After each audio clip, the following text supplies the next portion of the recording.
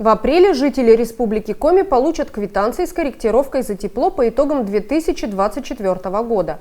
Корректировка проводится только в тех домах, где установлены общедомовые приборы учета тепла, а жители платят за ресурс каждый месяц равными долями в течение года, в том числе летом.